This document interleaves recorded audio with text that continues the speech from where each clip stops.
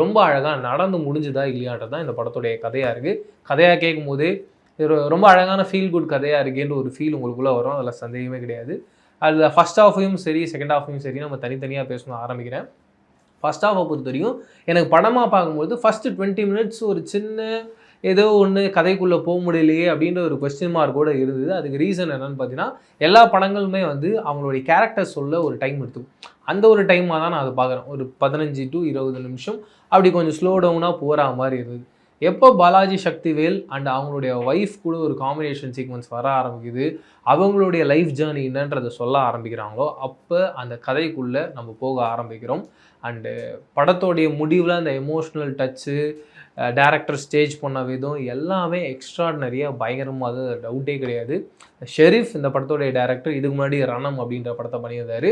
அது வந்து ஒரு த்ரில்லர் ஜான்ராவே ஒரு ஓவராலாக மாறி இங்கே வந்து ஒரு ஃபேமிலி ட்ராமா பண்ணது, அதுவும் இவ்வளோ அழகாக ஒன்று ஸ்டேஜ் பண்ணி பண்ணது எனக்கு ரொம்ப பிடிச்சிருந்தது.